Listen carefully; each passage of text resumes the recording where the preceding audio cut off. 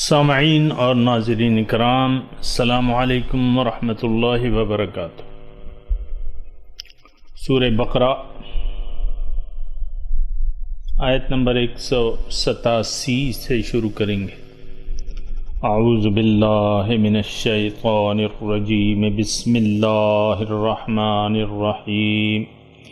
أُحِلَّ لَكُمْ لَيْلَةَ الصِّيَامِ الرَّفَثُ إِلَى نِسَائِكُمْ هُنَّ لِبَاسٌ لَكُمْ وَأَنْتُمْ لِبَاسٌ لَهُنَّ عَلِمَ اللَّهُ أَنَّكُمْ كُنْتُمْ تَخْتَانُونَ أَنفُسَكُمْ فَتَابَ عَلَيْكُمْ وَعَفَا عَنْكُمْ فَالْآنَ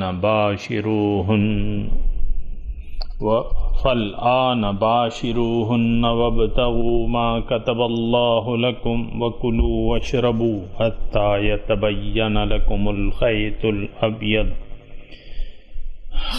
الأبيض من الخيط الأسود من الفجر ثم أتموا الصيام إلى الليل ولا تباشروهن وأنتم عاكفون في المساجد تلك حدود الله فلا تقربوها كذلك يبين الله آياته للناس لعلهم يتقون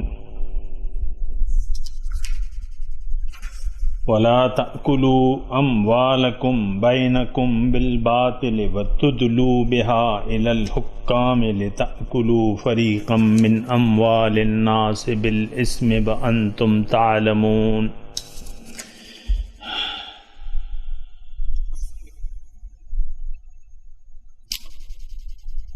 احل لکم لیلۃ الصیام الرفث الی نسائکم، جائز ہے تمہارے لیے رمضان کی راتوں میں جانا اپنی بیویوں کے پاس، ان سے قریب ہونا، ان سے قربت کرنا، یہ جائز ہے، حلال ہے، کیونکہ ہن لباس لکم وانتم لباس لہن، ان کی مثال تمہارے لباس کی سی ہے اور تم ان کے لباس کی طرح مثال ہو۔ عالم اللہ تعالیٰ جانتا ہے، انکم کنتم تختانون انفسکم، کہ اب تک تم خیانت کرتے رہے اپنے آپ سے، فتاب علیکم، اللہ تعالیٰ آپ رحمت کے ساتھ متوجہ ہوا۔ تاب العبد، بندے نے توبہ کی، تاب اللہ تعالیٰ رحمت کے ساتھ متوجہ ہوا، یہ دونوں میں تھوڑا سا فرق ہے۔ تابہ ایک ہی ہے، تاب العبد اور تاب اللہ۔ فتاب علیکم، اللہ تعالیٰ رحمت کے ساتھ متوجہ ہوا، اس نے تمہاری یہ خطا معاف کر دی، وعفا عنکم، اور تمہاری بخشش کر دی۔ فالآن، تو اب باشروہن، رمضان کی راتوں میں تم ان سے قربت کر سکتے ہو، وابتغوا، اور ڈھونڈو، ما کتب اللہ لکم، جو اللہ تعالیٰ نے تمہارے لیے فائدہ مقرر کر رکھا ہے وہ تلاش کرو۔ وکلوا واشربوا، کھاؤ پیو، حتی یتبین لکم الخیط الابیض من الخیط الاسود من الفجر،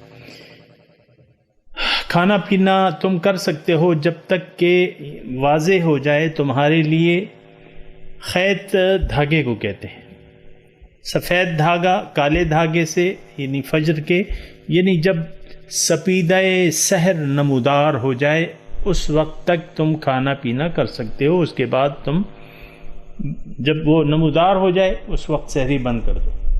ثم اتموا الصیام الی اللیل، پھر پورا کر لو اپنا روزہ رات تک کے لیے۔ ولا تباشروہن، اور ان سے قربت نہ کرو اس حالت میں، وانتم عاکفون فی المساجد، کہ تم مسجدوں میں معتکف ہو۔ تلک حدود اللہ، یہ اللہ تعالیٰ کی حدود ہیں، فلا تقربوها، ان کے قریب نہ جانا۔ اور اسی طرح کذالک یبین اللہ آیاتہ للناس، اسی طرح اللہ تعالیٰ اپنی احکامات لوگوں کے لیے واضح کرتا ہے تاکہ وہ بچ جائیں۔ وَلَا تَأْكُلُوا أَمْوَالَكُمْ بَيْنَكُمْ بِالْبَاطِلِ، اور تم نہ کھاؤ آپس میں ایک دوسرے کے مال باطل طریقے سے۔ وَتُدْلُوا بِهَا، اور نہ اس مال کے ذریعے پہنچو حکام بالا تک۔ مقصد کیا ہو؟ لِتَأْكُلُوا فَرِيقًا مِّنْ أَمْوَالِ النَّاسِ، تاکہ تم لوگوں کے مال کھا لو اس طریقے سے، گناہ کے ذریعے۔ وَأَنْتُمْ تَعْلَمُونَ، اور تم جانتے ہو۔ سامعین کرام، معاشرے کے مختلف احکامات کا تذکرہ ہو رہا ہے، اور ابھی ہم مطالعہ کر رہے ہیں رمضان کے مہینے کے احکامات کا۔ آج کا جو سبق ہے وہ کیا ہے؟ احل لکم لیلۃ الصیام الرفث الی نسائکم، کہ تم پر جائز ہے رمضان کی راتوں میں قریب جانا اپنی بیویوں کے۔ سامعین کرام، بات یہ تھی کہ جب رمضان کے احکامات آئے تو زیادہ تفاصیل موجود نہیں تھی، تو نئے نئے احکامات تھے اور تفاصیل نہیں تھی، تو بعض لوگ جو تھے مدینے میں، اور آپ کو میں نے بتایا کہ 2 ہجری میں رمضان کے یعنی جنگ بدر سے تھوڑا سا پہلے رمضان کے احکامات آ گئے، اور اس کے بعد 3 ہجری میں بالکل لازم کر دیا گیا فمن شہد منکم الشہر فلیصمہ۔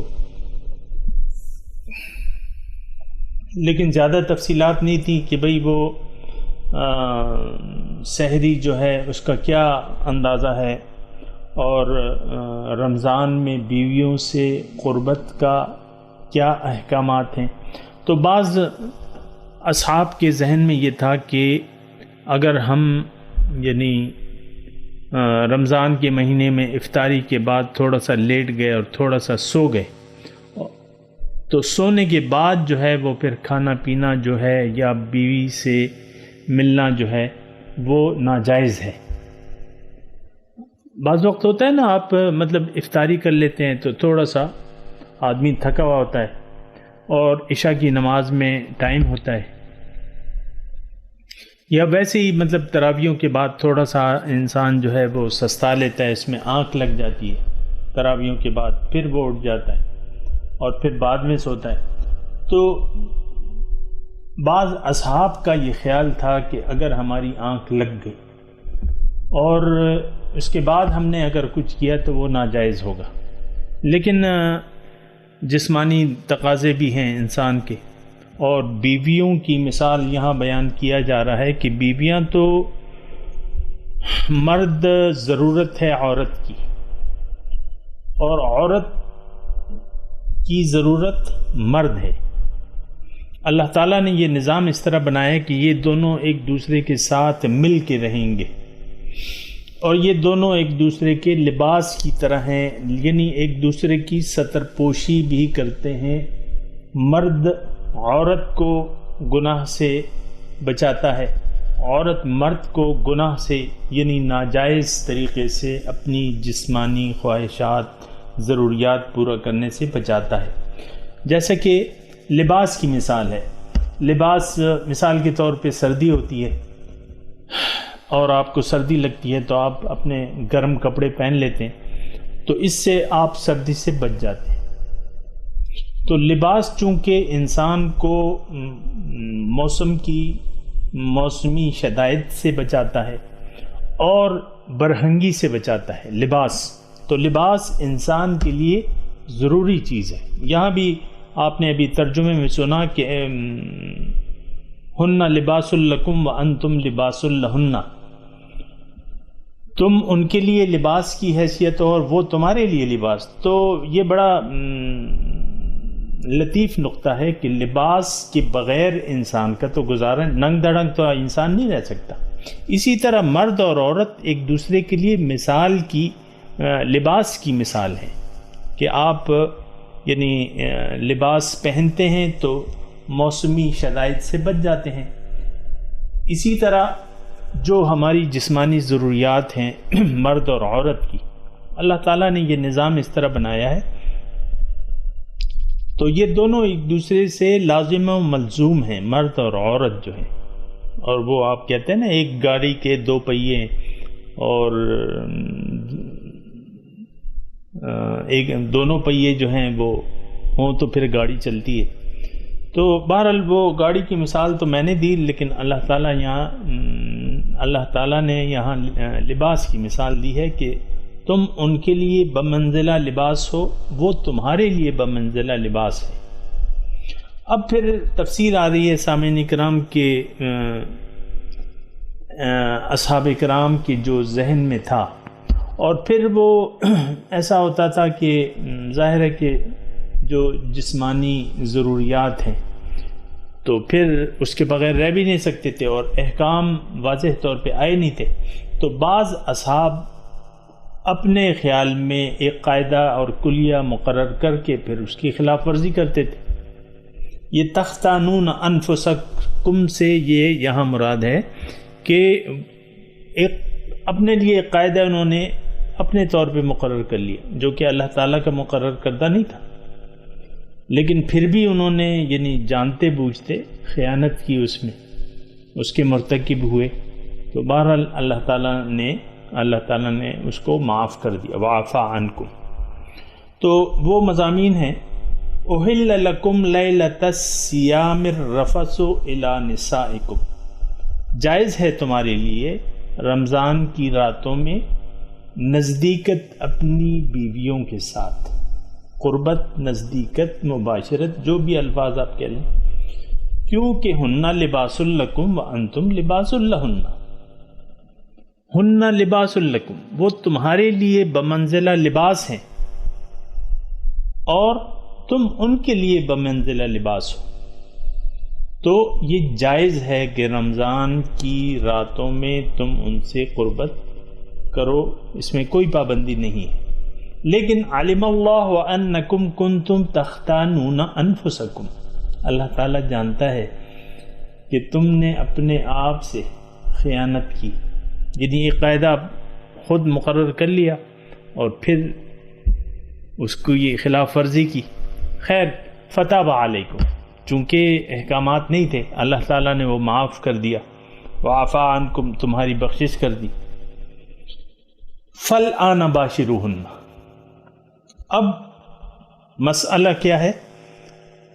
اب رمضان کی راتوں میں تم ان سے مباشرت کر سکتے ہو، وابتغوا ما کتب اللہ لکم، اور تم ڈھونڈو جو اللہ تعالیٰ نے تمہارے لیے لکھ دیا ہے۔ اللہ تعالیٰ نے مرد اور عورت کے لیے کیا لکھ دیا ہے کہ ایک تو یہ ہے کہ مقصود دیکھیں، اس ہر کام میں اللہ تعالیٰ نے جو نظام بنائے بہت اس میں حکمتیں ہیں۔ ایک تو جسمانی ضروریات ہے، جسمانی ضروریات ہیں، اور ایک دوسرے سے انسان سکون حاصل کرتا ہے، دونوں میاں بیوی جو ہے دونوں ایک دوسرے سے سکون حاصل کرتے ہیں، یہ قرآن کے الفاظ ہیں، لیسکن الیہا، تاکہ تم سکون حاصل کرو، تمہاری جسمانی ضروریات پوری ہوں اور تم سکون ان سے حاصل کرو۔ اس کے علاوہ جو اولاد ہے وہ بھی ایک مقصد ہے، اور سب سے بڑا مقصد تو میاں بیوی کا یہی ہے کہ وہ اولاد جو ہے یعنی اولاد کے لیے کوشش کریں۔ حضور صلی اللہ علیہ وسلم نے فرمایا کہ تم ایسی عورتوں سے شادی کرو جو صحت مند ہوں اور زیادہ بچے پیدا کرنے والی ہوں، قیامت کے دن میں اپنی امت کی کثرت پر فخر کروں گا۔ تو بچے پیدا کرنا جو ہے یہ ایک مستحسن کام ہے۔ امت محمدیہ دیکھیں، ہر چیز کی ایک نیت ہوتی ہے، ایک ارادہ ہوتا ہے، اور پھر اللہ تعالیٰ اس نیت پر انسان کو جزا یا سزا دیتا ہے۔ اب ایک انسان مثال کے طور پہ چور ہے، ڈاکو ہے، چور ہے، اور وہ کہتا ہے یار میں تو اب بوڑھا ہو رہا ہوں، اور یا میں بوڑھا ہوں گا، ابھی تو میں جوان ہوں، بوڑھا ہوں گا تو میری جگہ ڈاکے کون ڈالے گا، اور میرے بڑھاپے کا سہارا میں اولاد نرینہ چاہتا ہوں تاکہ وہ میرے دستے بازو بنے۔ ایک نیت تو یہ بھی ہو سکتی ہے، اور ایک نیت وہ بھی ہو سکتی ہے جو کہ حضرت زکریا علیہ السلام نے کی تھی، یا حضرت مریم کی والدہ نے کی تھی کہ رب انی نذرت لک ما فی بطنی محررا فتقبل منی، اے میرے رب میرے پیٹ میں جو کچھ ہے میں نے اس کو آزاد کر دیا ہے تیرے دین کی خدمت کے لیے۔ تو سامعین کرام، نیت، انما الاعمال بالنیات، اعمال کا دار و مدار جو ہے نیت پر ہے۔ ہر کام آپ کا عبادت بن سکتا ہے اگر اس میں نیت جو ہے وہ نیت نیک ہو، اس میں اچھی نیت ہو۔ آپ کھانا کھا رہے ہیں اور مقصد نیت یہ کر لیتے ہیں کہ میں کھانا کھاتا ہوں، اچھا کھانا کھاتا ہوں، یعنی جو بھی مجھے میسر ہے اچھی غذا کھاتا ہوں تاکہ وہ میرا جزو بدن بن کر مجھے طاقت فراہم کرے اور میں اللہ تعالیٰ کی بندگی اچھی طریقے سے کر سکوں۔ آپ سو رہے ہیں، مثال کے طور پہ آپ سو رہے ہیں، آپ کو نیند آ رہی ہے، آپ سو رہے ہیں، اس نیت سے سوتے ہیں کہ میں یہ نیند پوری کر کے اٹھوں گا تو اللہ تعالیٰ کی بندگی میں چوک و چوبند ہو جاؤں گا، ورنہ تو یہ ہے کہ پھر مجھے جمائیاں آتی رہیں گی اور نیند آتی رہے گی، تو میں کیا اللہ تعالیٰ کی راہ میں کوششیں کروں گا؟ کوشش تو کرنی ہے۔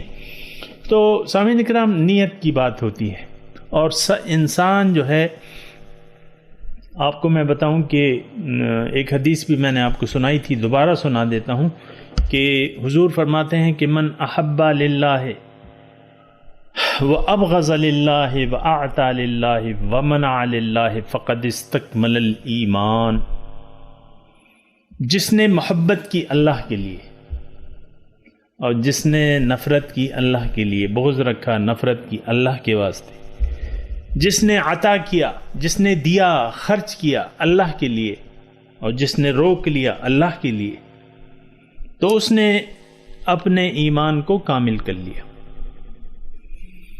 تو سامعین کرام، یہ جزوی نقطہ ہے لیکن یہ بہت اہمیت کا حامل ہے کہ ہر چیز میں مومن کی، دیکھیں ہماری تو جس معاشرے میں ہم اور آپ رہ رہے ہیں اس معاشرے کی نیت ٹھیک نہیں ہے، نیت خراب ہے۔ کیا نیت خراب ہے؟ کہ ہم زندگی اپنے لیے گزار رہے ہیں، اپنے بچوں کے لیے گزار رہے ہیں، دنیا کے لیے گزار رہے ہیں، دنیا والوں کے لیے گزار رہے ہیں۔ انتہائی برا کام ہے، ساء ما کانوا یعملون، بہت برا ہے جو کچھ یہ کر رہے ہیں۔ اب دیکھیں، نیت خراب ہو گئی، جیسے کہ میں نے آپ کو تفصیل کی، اب ہر کام جو ہے آپ کا بگڑ جائے گا۔ آپ پھر نماز بھی دیکھیں، اب جب نیت بنیادی طور پہ آپ کی زندگی کی جو پہلی اینٹ ہے وہ ٹیڑھی آپ نے رکھ دی تو آپ کا کوئی عمل سیدھا ہو ہی نہیں سکتا۔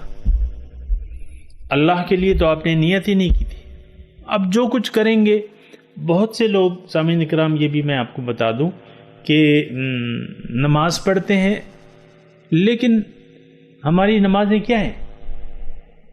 ایک عادت بنی بھی ہے کہ بھئی میں نے ابھی 3 نمازیں رہتی ہیں میری اور نماز بھی پڑھنی ہے، اور لیٹ کرتے ہیں، نمازوں کو تاخیر کرتے رہتے ہیں۔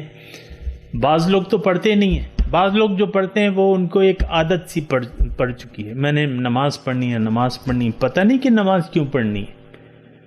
اچھا، پھر جو ہے مثال کے طور پہ نماز آپ نہیں پڑھیں گے، نماز کا وقت ہوگا تو لوگ کہیں گے کہ بھئی یہ تو نماز ہی نہیں پڑھ رہی، کیونکہ معاشرے میں رہ کر معاشرے کی طرح رہنا ہوتا ہے۔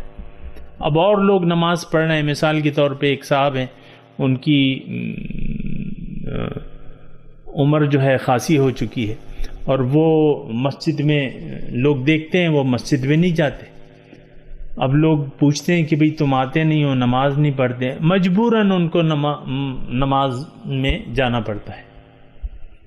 یا بعض لوگ جو ہیں وہ فارغ ہوتے ہیں، نوکری سے ریٹائرڈ ہو جاتے ہیں، ہم دیکھتے ہیں، پھر وہ مسجد کو اپنا ٹھکانہ بنا لیتے ہیں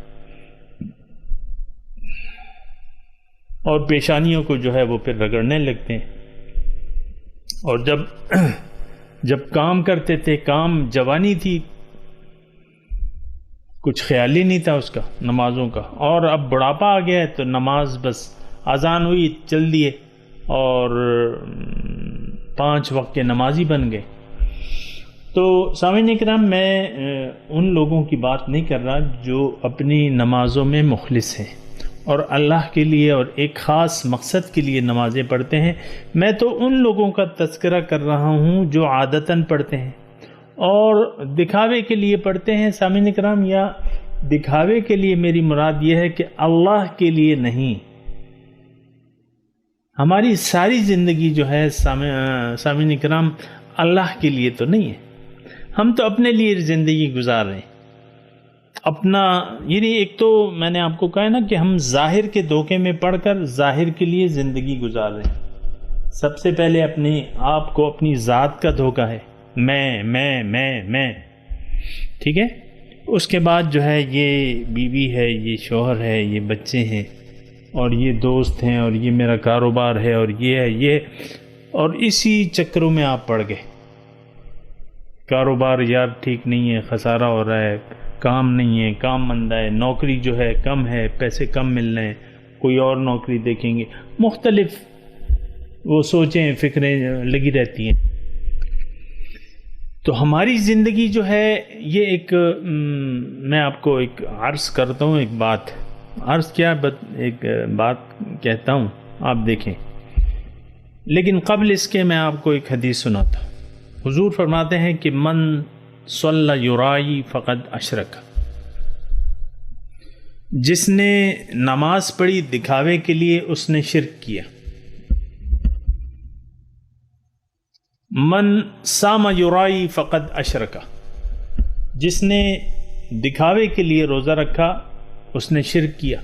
من تصدق یرائی فقد اشرک، جس نے صدقہ کیا دکھاوے کے لیے اس نے شرک کیا. تو سامعین کرام، اب دیکھیں یہ ہماری یہ نماز روزہ جو ہے یہ تھوڑا سا آپ سوچیں. اگر کسی کی ساری زندگی جو ہے وہ اللہ کے لیے گزر ہو رہی ہے بہت اچھی بات ہے، وہ آدمی مبارکباد کے مستحق ہے. لیکن جس معاشرے میں ہم اور آپ رہ رہے ہیں وہ معاشرہ اللہ کے لیے زندگی کم از کم نہیں گزار رہا. وہ اپنے لیے زندگی گزار رہا ہے، ظاہر کے لیے زندگی گزار رہا ہے، ساری توجہ ظاہر کی طرف ہے. تو پھر یہ تو بات بڑی مشکل ہو جاتی ہے. اب دیکھیں، جب نیت ظاہر کی ہو گئی، اللہ آپ کا مقصود و محبوب نہ رہا، تو اب یہ جو آپ زندگی گزار رہے ہیں یہ سارا ریاکاری ہے. جو کام بھی آپ کر رہے ہیں، اور ریاکاری کہتے کسے ہیں کہ جو کام اللہ کے لیے نہ ہو وہ ریاکاری ہے. جو کام اللہ کے لیے نہ ہو، اخلاص فی الدین، تو پھر وہ ریاکاری ہے. تو آپ نے نیت کر لی ہے یا بن گئی ہے آپ کی نیت ساری دنیا ہی دنیا کی، ساری سوچیں جو ہیں وہ ظاہر کے لیے ہیں. تو یہ آپ نوٹ کر لیں کہ اگر کوئی ایسا شخص ہے تو یہ سارے کا سارا ریاکار ہے. بھلے وہ نمازیں پڑھ رہا ہے، بھلے وہ روزہ رکھ رہا ہے، بھلے وہ حج کر رہا ہے، بھلے وہ زکوٰۃ دے رہا ہے، اخلاص تو ہے نہیں. مخلص، فاعبد اللہ مخلصا لہ الدین، اللہ تعالیٰ کا حکم ہے کہ اللہ کی بندگی کرو اور دین اس کے لیے خالص کر دو. الا للہ الدین الخالص. دیکھو، دین جو ہے طریقے زندگی، وہ خالص اللہ کا ہے، تم نے صرف اللہ کے لیے زندگی گزارنی ہے۔ سامعین کرام، جو معاشرہ ایسا ہے کہ اس کا سارا دھیان جو ہے وہ ظاہر کی طرف ہے، تو پھر اللہ تعالیٰ کو تو وہ معاشرہ بھول چکا ہے۔ سامعین کرام، برا نہ مانیں، لیکن سوچنا ضرور چاہیے کہ ہم لوگ کس طرف جا رہے ہیں، کیا کر رہے ہیں، کیا مقاصد ہیں ہمارے، یہ ضرور سوچنا چاہیے، کیونکہ انما الاعمال بالنیات، اعمال کا دار و مدار تو نیت پر ہے۔ زندگی گزارنے کی نیت آپ کی، اس میں اخلاص نہیں ہے، اخلاص فی الدین نہیں ہے، تو دین میں اخلاص نہیں ہے تو پھر تو یہ ریاکاری بن گئی۔ اللہ کے لیے اگر آپ نہیں گزار رہے تو غیر اللہ کے لیے گزار رہے ہیں۔ زندگی اگر اللہ کے لیے آپ نہیں گزار رہے تو پھر غیر اللہ کے لیے گزار رہے ہیں۔ اب غیر اللہ، اس کو پہچانے، غیر اللہ آپ کا جسم ہے، آپ کی اولاد ہے، آپ کا مال ہے، اولاد ہے، کاروبار ہے، بیوی ہے، بچے ہیں، رشتہ دار ہیں، بھائی ہیں، بہن ہیں، باپ ہیں، ماں ہیں۔ اس کے لیے اگر آپ زندگی گزار رہے ہیں تو پھر یہ تو اخلاص نہ ہوا۔ اخلاص کا مطلب یہ ہے کہ آپ صرف نیت یہ کر لیں کہ میں نے زندگی اللہ کے لیے گزارنی ہے، دین خالص اللہ کے لیے وقف کرنا ہے، اپنا طریقے زندگی اللہ کے لیے وقف، جو کچھ بھی بیان کروں گا اللہ کے لیے کروں گا۔ اگر میں نے محبت کرنی ہے اللہ کے لیے، نفرت کرنی ہے تو اللہ کے لیے، دینا ہے اللہ کے لیے، منع کرنا ہے اللہ کے لیے، دوستی کرنی ہے، دشمنی کرنی ہے اللہ کے لیے، کمانا ہے، زندگی گزارنا ہے، شادی کرنی ہے، کھانا کھانا ہے، جو کچھ بچے پیدا کرنے ہیں، تعلیم حاصل کرنی ہے اللہ کے لیے۔ سارے کام جو ہیں ہمارے اگر اللہ کے لیے خاص ہو جائیں تو یہ ایمان کا تقاضا ہے۔ اس کے علاوہ جو ہے پھر کیا رہ جاتا ہے؟ پھر تو منافقت رہ جاتی ہے، اس کے علاوہ پھر ریاکاری رہ جاتی ہے۔ تو اگر حضور کی جو حدیث میں نے آپ کو سنائی کہ من صلی یرائی فقد اشرک، جس نے نماز پڑھی دکھاوے کے لیے، یعنی اخلاص نہیں ہے اس میں، اللہ کے لیے نہیں ہے، عادت بن گئی ہے، لوگ پھر کیا کہیں گے، اور نماز کے مقصد سے ہی غافل ہیں۔ فویل للمصلین ہم عن صلاتہم ساہون، نماز کے مقصد سے غافل ہیں تو ان کے لیے تو جہنم ہے۔ بہرحال یہ باتیں جو ہیں سامعین کرام سوچنے کی ہیں، بعض وقت ہم لوگ سوچتے نہیں ہیں اور اعمال کیے جاتے ہیں، تو پھر یہ تھوڑی سی مشکلات ہمیں، یعنی ایسے اعمال کے نتائج صحیح نہیں نکال سکتے، یہ بات جو ہے نا نوٹ کر لیں۔ تو وابتغوا ما کتب اللہ لکم، تم تلاش کرو جو اللہ تعالیٰ نے تمہارے لیے لکھ دیا ہے۔ اب دیکھیں، میاں اور بیوی کا ایک تعلق ہے، اللہ تعالیٰ کہہ رہا ہے میری رضا اس میں تلاش کرو، دیکھو میں کیا چاہتا ہوں، اللہ تعالیٰ جو چاہتا ہے میں نے آپ کو بتا دیا۔ تو وَكُلُوا وَاشْرَبُوا، اور کھاؤ اور پیو، حَتَّى يَتَبَيَّنَ لَكُمُ الْخَيْطُ الْأَبْيَضُ مِنَ الْخَيْطِ الْأَسْوَدِ مِنَ الْفَجْرِ، یہاں تک کہ صبح کی سفیدی رات کی تاریکی سے الگ ہو جائے، یعنی سپیدہ سحر نمودار ہو جائے۔ اور یہ آج کل تو آسان ہے، اس کا حساب کتاب جو ہے ٹائم ٹیبل سارا لکھا ہوا ہے، اس میں کوئی ایسی وہ نہیں ہے۔ ثم اتم الصیام الی اللیل، اب کھانا پینا اس وقت تک کرو، اس کے بعد بند کر دو، پھر تم روزہ پورا کرو رات تک کے لیے۔ اور رات شروع ہوتی ہے کس وقت؟ جب سورج غروب ہو جائے۔ سامعین کرام یہ بھی ایک نقطہ ہے، نوٹ کر لیں کہ غروب آفتاب سے رات کا وقت شروع ہو جاتا ہے۔ وَلَا تُبَاشِرُوهُنَّ، دوسرا مسئلہ کیا ہے کہ ان سے مباشرت نہ کرو اپنی بیویوں سے اس حالت میں. یعنی ایک وضاحت ہے، اللہ تعالیٰ فرما رہے ہیں کہ تم جب اعتکاف میں ہو، اور اعتکاف کے اکثر احکامات جو ہیں وہ واضح ہیں، حضور صلی اللہ علیہ وسلم نے اس کی وضاحت کر دی ہے کہ آپ نے مسجد سے نہیں نکلنا، اور اعتکاف کی حالت میں کوئی کام آپ نے دنیاوی نہیں کرنا. تو تم نے مباشرت نہیں کرنی ان سے. اعتکاف مسجد میں جب تم معتکف ہو تو تم نے ان سے مباشرت نہیں کرنی. اب یہ اللہ تعالیٰ کی حدود ہیں. تلک حدود اللہ فلا تقربوها، یہ اللہ تعالیٰ کی حدود ہیں، اس کے قریب نہ جانا ورنہ نقصان میں پڑ جاؤ گے. سامعین کرام، حدود اللہ جو ہیں کیا ہے؟ حدود اللہ ہر وہ حکم، زندگی کا ہر وہ طریقہ، ہر وہ سلیقہ جس کے بارے میں ہدایت موجود ہے تو وہ حد ہے، اللہ تعالیٰ کی حدود ہیں.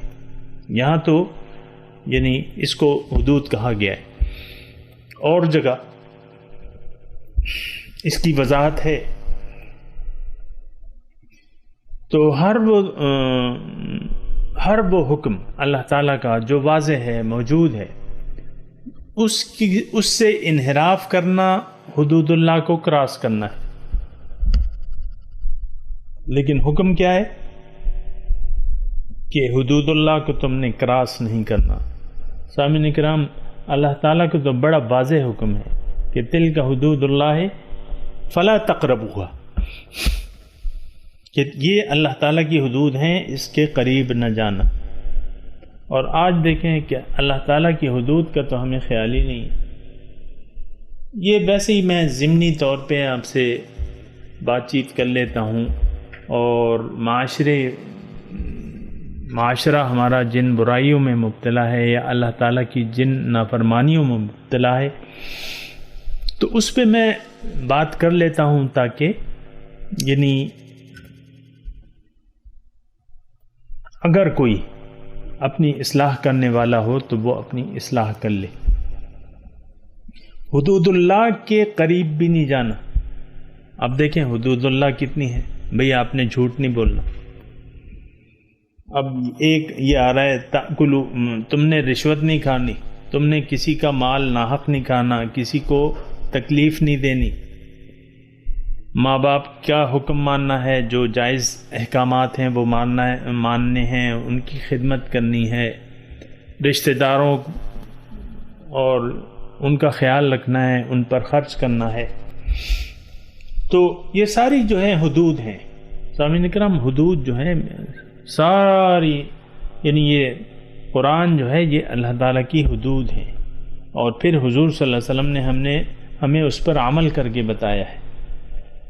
تلک حدود اللہ فلا تقربوها، یہ اللہ تعالیٰ کی حدود ہیں، اس کے قریب نہ جانا. کذالک یبین اللہ آیاتہ للناس لعلہم یتقون، اسی طرح اللہ تعالیٰ وضاحت سے اپنے احکامات بیان کرتا ہے لوگوں کو. اب یہ ناس جو ہے، یہ ایک بات جو ہے یہاں نوٹ کر لیں، ناس سے مراد یعنی مومنین ہے. یعنی ظاہر ہے کہ شریعت تو مومن کے لیے ہے، جو ایمان لاتا ہے اللہ پہ اور اس کے رسول پہ، تو شریعت تو اس کے لیے ہے. تو ناس مطلب مومنوں پہ، اہل ایمان والوں کے لیے اللہ تعالیٰ اپنے احکامات کی وضاحت کرتا ہے تاکہ یہ غلط روی سے بچ جائیں. یتقون، غلط روی سے، غلط راستے پر چلنے سے یا غلط اعمال سے یہ بچ جائیں. وَلَا تَأْكُلُوا أَمْوَالَكُمْ بَيْنَكُمْ بِالْبَاطِلِ، اور تم نہ کھاؤ اپنے مال آپس میں باطل طریقے سے. یعنی ایک دوسرے کے مال جو ہیں وہ باطل طریقے سے نہ کھاؤ. یہ سامعین کرام، یہ اللہ تعالیٰ کا حکم ہے. یہ ایک حکم ہے اور یہ حدود ہیں اللہ تعالیٰ کی کہ آپ نے کسی کا مال ناحق نہیں کھانا. یہ ایک دین کا بنیادی اصول ہے کہ کسی کا مال آپ نے ناجائز طریقے سے نہیں کھانا. اور کسی کو یعنی اور ہر ایک کو اس کا حق پورا دینا ہے، کم نہیں تولنا، دوسرے کا حق زیادہ نہیں، یعنی جو آپ کا حق بنتا ہے اس سے زیادہ آپ نے نہیں لینا۔ وَلَا تَأْكُلُوا أَمْوَالَكُمْ بَيْنَكُمْ بِالْبَاطِلِ، ناجائز طریقے سے دوسروں کا مال تم نے نہیں کھانا۔ وَتُدْلُوا بِهَا، دوسری جو قسم ہے وہ یہ ہے کہ بعض وقت ہم رشوت دے دیتے ہیں حکام اعلیٰ کو۔ رشوت کا مطلب یہ ہے کہ کسی بھی طریقے سے تحفے، تحائف، یا آپ کا یعنی کوئی مقدمہ ہے تو آپ جو حکام بالا ہیں ان کو کوئی پیشکش کر دیتے ہو، تحفے تحائف دے دیتے ہو تاکہ وہ تمہارے حق میں فیصلہ کر دے۔ وَتُدْلُوا بِهَا إِلَى الْحُكَّامِ لِتَأْكُلُوا فَرِيقًا مِّنْ أَمْوَالِ النَّاسِ بِالْإِثْمِ وَأَنْتُمْ تَعْلَمُونَ، تاکہ یعنی تم ناجائز طریقے سے، یعنی ایک تمہارا بھائی کے ساتھ کوئی تنازع ہے، قاضی کی عدالت میں یا جج صاحب کے پاس تم نے پہلے سے اپروچ کر لی اور اس کو کچھ تحفہ تحائف ڈالیاں آپ نے دے دی، اور یا مثال کے طور پہ کچھ چرب زبانی سے کام لے لیا، اور اس کے ذریعے جو ہے وہ اس کا مال تم نے گناہ کے طور پہ کھا لیا، تو ایسا نہ کیا کرو۔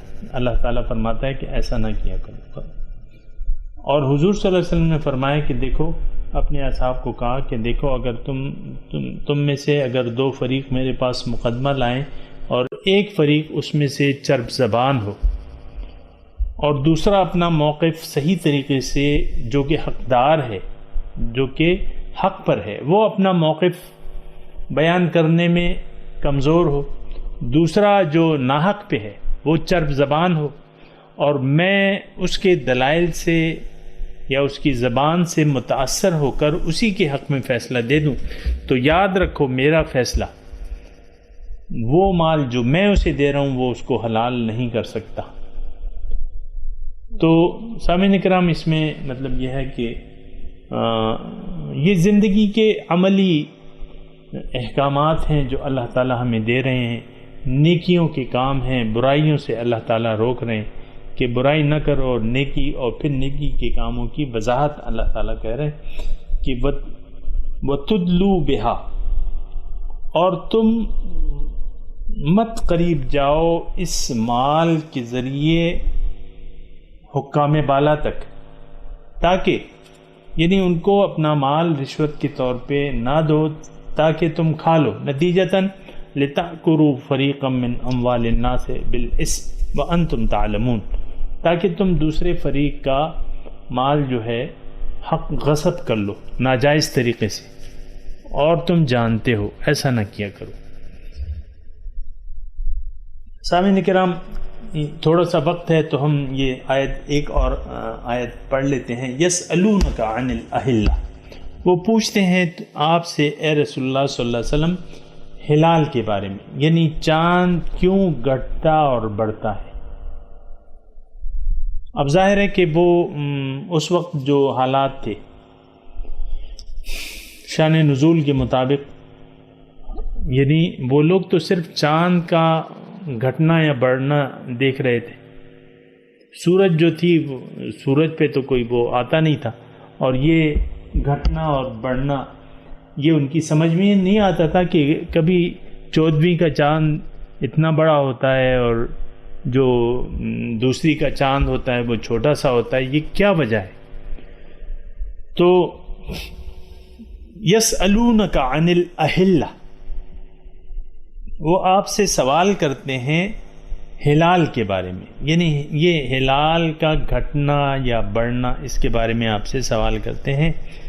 تو اب سامعین اکرام، ایک یعنی لطیف نقطہ ہے کہ یہ سوال جو ہے اس کا جواب، یعنی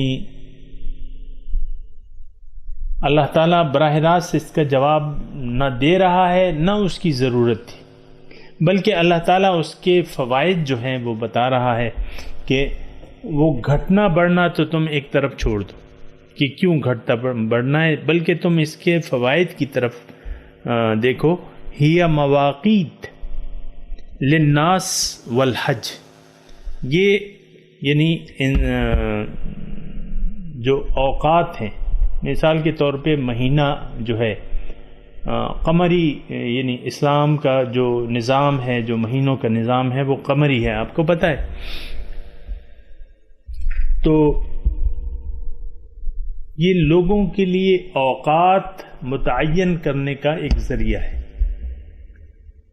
یعنی چاند، پہلی کا چاند آیا تو مہینہ بدل گیا، پہلی تاریخ ہو گئی، اسی طرح آہستہ آہستہ آہستہ وہ ایک مہینے میں تقریباً قمری مہینے میں یا 29 کا ہوتا ہے یا 30 کا ہوتا ہے۔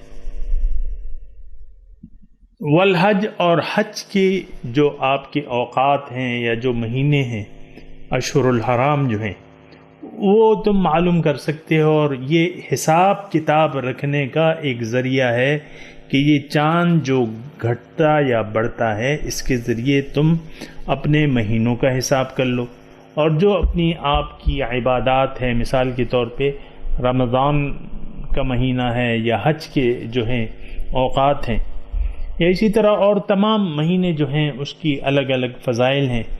تو اللہ تعالیٰ کہہ رہے ہیں کہ یہ گھٹنے بڑھنے میں، چاند کے گھٹنے بڑھنے میں یہ فائدہ ہے کہ تم اوقات کا تعین کر سکو۔ قل ہی مواقیت للناس والحج، آپ کہہ دیجئے کہ یہ چاند کے گھٹنے بڑھنے سے تمہیں اپنے مہینے کے اوقات کا پتہ چلتا ہے، اور حج کا بھی۔ اب وَلَيْسَ الْبِرُّ بِأَن تَأْتُوا الْبُيُوتَ مِن ظُهُورِهَا، اللہ تعالیٰ فرماتا ہے کہ نیکی یہ نہیں کہ تم دروازے تأتوا البیوت، کہ تم گھروں کو آؤ، من ظہورها، اس کے پشت کی طرف سے۔ وَلَكِنَّ الْبِرَّ مَنِ اتَّقَىٰ، پہلے میں آپ کو ترجمہ کر دوں پھر اس پہ تھوڑی سی بات کر لیں گے۔ لیس البر، نہیں ہے نیکی، بِأَن تَأْتُوا الْبُيُوتَ مِن ظُهُورِهَا،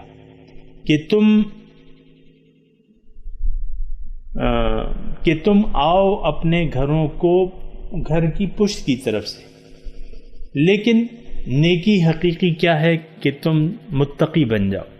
وَأْتُوا الْبُيُوتَ مِنْ أَبْوَابِهَا، اور گھروں کو اپنے ان کے دروازوں کے ذریعے آیا کرو۔ وَاتَّقُوا اللَّهَ لَعَلَّكُمْ تُفْلِحُونَ، اور اللہ کا تقوی اختیار کرو تاکہ تم کامیاب ہو جاؤ۔ سامعین کرام، یہ جو آیت ہے تو اس کا ایک خاص پس منظر تھا کہ مشرکین، ظاہر ہے کہ حج جو ہے وہ یعنی گزشتہ ادوار سے حج کے رواج جو تھا وہ چلا آ رہا تھا، ابراہیم علیہ السلام کے وقت سے جو ہے وہ حج کا وہ چلا آ رہا تھا۔ مشرکین جو تھے وہ بھی حج کرتے تھے، حاجیوں کو کھانا کھلاتے تھے، پانی پلاتے تھے، اور یہ سارے ان کی حاجیوں کی خدمت کرتے تھے۔ تو ان میں ایک عادت تھی۔ اب ظاہر ہے کہ یہ بھی ایک تصور تھا کہ جو حج سے آ جاتا ہے وہ گناہوں سے پاک ہو جاتا ہے، تو جو بھی حج کر لیتا تھا اور گھر کو واپس آتا تھا تو ان کے ذہن میں یہ تصور تھا کہ اب تو یہ ہم تو بالکل پاک ہو گئے، اور جو ہم جس راستے سے گھر پہ آتے تھے تو وہ تو ناپاک ہے، یہ تو گناہگاروں کا راستہ ہے اور یہ ناپاک راستہ تھا، ہم اس راستے سے نہیں آئیں گے کیونکہ اب تو ہم پاک ہو گئے۔ تو وہ گھر کی پشت سے پھلانگ کے گھر میں داخل ہوتے تھے۔ یہ ایک انہوں نے اپنا ایک ذہن بنا لیا تھا دور جاہلیت میں۔ تو اللہ تعالیٰ اس کی نفی کر رہا ہے کہ ایسی بات نہیں ہے، تمہارا جو خیال ہے وہ غلط ہے کہ یہ کوئی نیکی کا کام ہے کہ تم گھر کی پشت سے گھر میں داخل ہو، یہ کوئی نیکی کا کام نہیں ہے۔ اصل نیکی کیا ہے؟ وَلَكِنَّ الْبِرَّ مَنِ اتَّقَىٰ، نیکی تو تقوی ہے کہ تم حقیقی پرہیزگار بن جاؤ، دائمی پرہیزگار بن جاؤ، متقی بن جاؤ، ہر وقت اللہ تعالیٰ تمہارے ذہن میں رہے، اللہ تعالیٰ کی یاد تمہارے دل و دماغ پر حاوی رہے، اور ہر وقت تم محتاط رہو۔ وَلَكِنَّ الْبِرَّ مَنِ اتَّقَى۔ میاں سامعین اکرام، ضمناً میں یہ بھی عرض کر دوں ان آیات کی روح سے کہ اصلی جو نیکی ہے وہ تقوی ہے۔ ہم تو بعض کاموں کو نیکی سمجھ کر کرتے ہیں اور اس پر پھر بہت زور دیتے ہیں۔ نیکی یعنی ہم نے اپنے ذہن میں کچھ نیکیاں بنا لی ہیں، مثال کے طور پہ یعنی بعض لوگ برا نہ مانو، 11ویں شریف ہے، اب ایک آدمی جیسے بھی زندگی گزار رہا ہے 11ویں شریف جو ہے اس نے ضرور منانی ہے، ختم کرنا ہے، خیرات کرنی ہے، دیگیں پکانی ہے، دیگیں چڑھانی ہے۔ کیوں؟ وہ سمجھتا ہے کہ یہ نیکی کا کام ہے۔ میں یہ نہیں کہہ رہا کہ یہ کوئی برائی کا کام ہے، ایصال ثواب ہو سکتا ہے، اپنے رشتہ داروں کو ہو سکتا ہے، اپنے بزرگوں کو ہو سکتا ہے، لیکن میں صرف ایک بات کہہ رہا ہوں، 11ویں شریف منانا اس میں کوئی گناہ نہیں ہے۔ آپ ایک بزرگ کے لیے ایصال ثواب کا اہتمام کرتے ہیں، لیکن صرف میں یہ کہہ رہا ہوں کہ ہم نے بعض چیزوں کو نیکی بنا لیا ہے۔ رمضان میں جو ہے مثال کے طور پہ بعض لوگ رمضان میں جو ہے خاص طور پہ اہتمام کرتے ہیں، زکوٰۃ نکالتے ہیں، اور 1 روپیہ جو ہے یا 10 روپے جو ہے یا 20 روپے لوگ آتے ہیں اور قطار کھڑی ہوتی ہیں اور وہ 20 کا نوٹ، نیا نوٹ نکال کے دیتے رہتے ہیں۔ یعنی ایک مثال کے طور پہ میں کہہ رہا ہوں، اسی طرح اور چیزوں انہوں نے وہ بنا لی ہے کہ بھئی یہ میں نے کرنا ہے، جمعرات کو میں نے کھانا تقسیم کرنا ہے، خیرات کرنی ہے، چاول پکانے ہیں، دیگ چڑھانی ہے، اور وہ محرم میں جو ہے وہ ہم نے 10ویں محرم کو یہ کرنا ہے اور سبیلیں لگانی ہے، وہ لگانی ہے۔ یہ سارے برے کام نہیں ہیں، لیکن ہم نے نیکیوں کو محدود کر دیا ہے چند کاموں تک۔ یہاں جو نقطہ بیان اللہ تعالیٰ فرما رہے ہیں کہ نیکی کیا ہے، اصل نیکی کیا ہے، من اتقی، جو کہ جس نے تقوی اختیار کر لیا اللہ تعالیٰ کا۔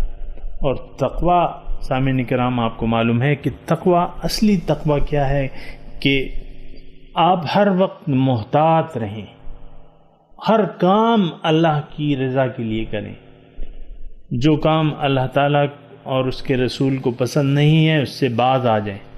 یہ احتیاط، ہر وقت محتاط رہیں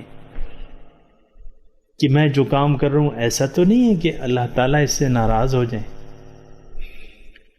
تو یہ ایک تصور ہے مومن کا، اور مومن ہر برے کام پہ یعنی جو اللہ تعالیٰ اور اس کے رسول کے احکامات یا اس کے حدود کے خلاف ورزی ہوتی ہو تو اس پہ وہ خفا ہوتا ہے۔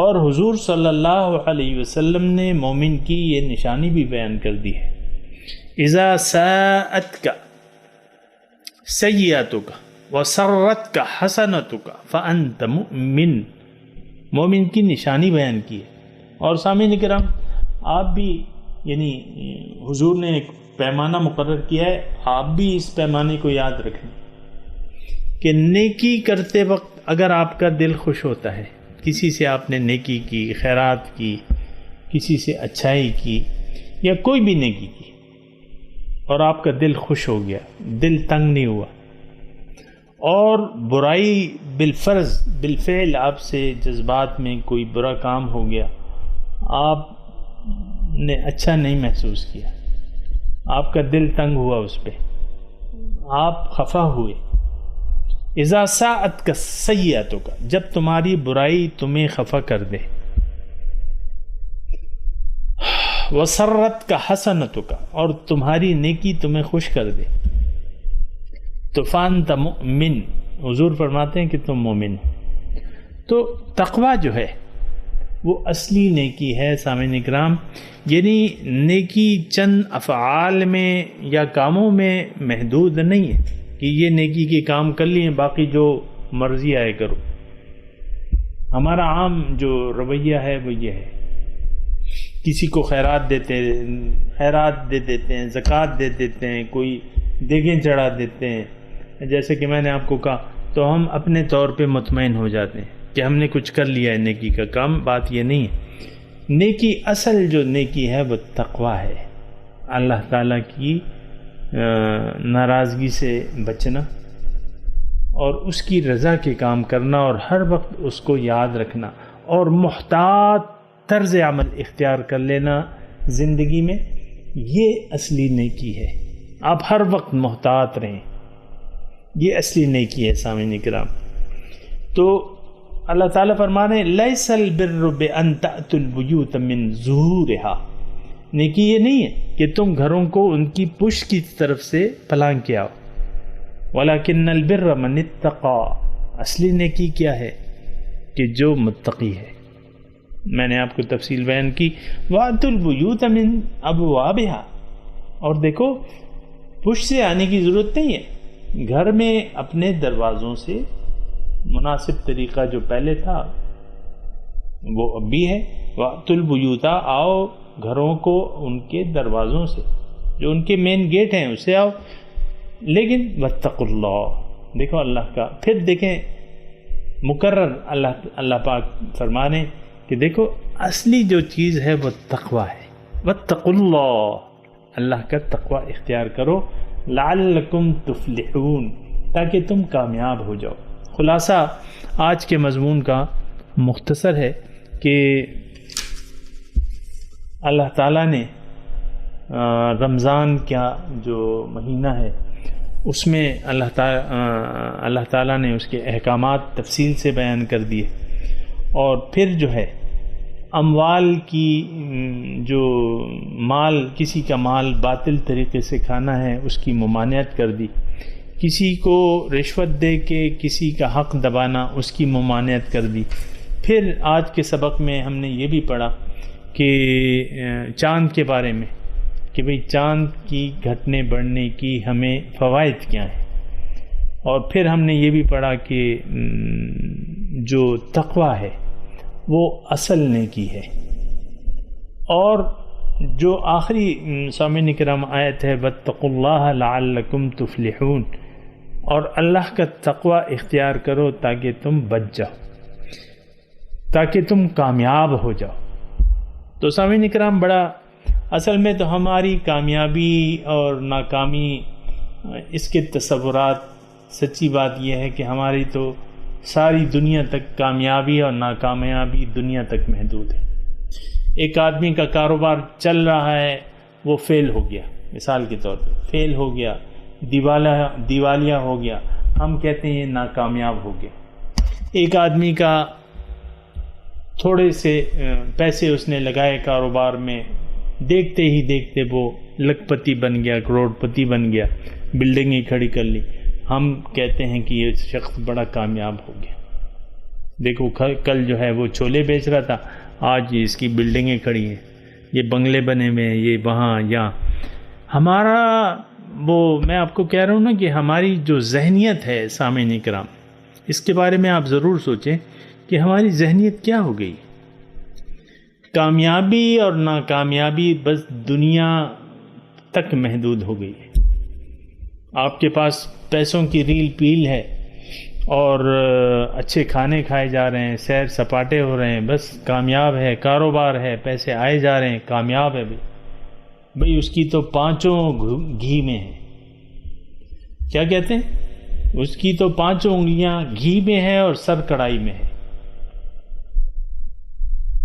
یعنی ہمارا جو معاشرتی تصور ہے کتنا غلط ہے سامعین کرام. ایک آدمی پڑھ لکھ گیا، ایک آدمی کے بچے، 4 بچے تھے، چاروں بچے، ایک انجینئر بن گیا، ایک ڈاکٹر بن گیا، ایک میجر بن گیا. بھئی اس کے بچے تو بڑے کامیاب ہو گئے. دوسرے کے بچے تھے تو وہ، اس کے پاس وسائل نہیں تھے تو وہ ایک جو ہے کمیٹی میں جمع دار لگ گیا، دوسرا جو ہے وہ چھولے بیچ رہا ہے سڑک پہ، تیسرا جو ہے وہ دیہڑی کر رہا ہے، اور دونوں مطلب یہ ہم کہتے ہیں یار یہ تو بڑا خراب ہو گیا، ناکامیاب ہے، یعنی اس کا کوئی خاص ترقی نہیں کی۔ ترقی اور تنزل ہم نے دنیا کا معیار بنا لیا ہے۔ سامعین اکرام، انتہائی غلط تصور ہے، میں آپ کو بتا رہا ہوں۔ کامیاب انسان کون ہے؟ وہ آپ کو میں ایک قرآن پاک کی آیت پیش کرتا ہوں، فَمَنْ زُحْزِحَ عَنِ النَّارِ وَأُدْخِلَ الْجَنَّةَ فَقَدْ فَازَ، جو قیامت کے دن آگ سے بچا لیا گیا اور جنت میں داخل ہو گیا، داخل کر دیا گیا، ادخل الجنت فقد فاز، وہ کامیاب ہو گیا۔ یہ تو خیر آخرت کی بات ہے، لیکن سامعین اکرام یہاں بھی جو شخص جس نے اللہ پر ایمان لیا ہے، صحیح جس طرح کے حق ہے ایمان کا، اور وہ ایک محتاط طرز زندگی اس نے اپنا لی ہے، اللہ تعالیٰ کی راضی کرنے کے لیے وہ اپنی ساری کوششیں کر رہا ہے، یہ شخص کامیاب ہے۔ اور اللہ تعالیٰ نے اس کو اس دنیا میں بشارت دی ہے کہ تمہاری دنیا جو ہے وہ میں اچھی گزاروں گا۔ لیکن جو شخص اللہ تعالیٰ کی یاد کو بھولا ہوا ہے، ٹھیک ہے اس کے پاس روپے کی ریل پیل ہے، پیسے ٹکے ہیں، بینک کے اکاؤنٹ بھرے ہوئے ہیں، لیکن اللہ تعالیٰ کا اس کے ساتھ وعدہ یہ ہے کہ اس کی زندگی میں اس پر تنگ کر دوں گا، پریشان ہوگا وہ، یہ اللہ تعالیٰ کا وعدہ ہے۔ من اعرض عن ذکری فإن له معیشة ضنکا۔ تو سامعین اکرام، ہمارے جو تصورات ہیں تو وہ انتہائی، یعنی جس کے صحیح ہیں ان کو تو میں صحیح کہتا ہوں، لیکن عام معاشرے کی میں بات کر رہا ہوں کہ ہماری کامیابی اور ناکامی کا معیار جو ہے وہ ظاہر ہے، دنیا ہے، اور یہ تصور صحیح نہیں ہے، اس کو صحیح کرنا چاہیے۔ اللہ کی رضا جو ہے وہ نمبر 1 ترجیح ہے، اللہ تعالیٰ آپ سے راضی ہو جائے آپ کامیاب ہیں، وہ ناراض ہو آپ ناکام ہیں۔ بھلے آپ کے پاس ساری دنیا کی دولت آپ کے پاس ہو، لیکن اللہ اگر آپ سے ناراض ہو تو آپ یقیناً ناکام ہیں، آپ تباہ ہیں، آپ ملعون ہیں، کیونکہ دنیا تو ملعون ہے۔ آپ نے ملعون چیز کو اہمیت دے دی، اللہ کی یاد کو چھوڑ دیا، تو آپ نے فائدہ کمایا یا نقصان کیا؟ تو واتقوا اللہ لعلکم تفلحون، اللہ کا تقوی اختیار کرو تاکہ تم کامیاب ہو جاؤ۔ وآخر دعوانا ان الحمد للہ رب العالمین، والسلام علیکم ورحمۃ اللہ وبرکاتہ۔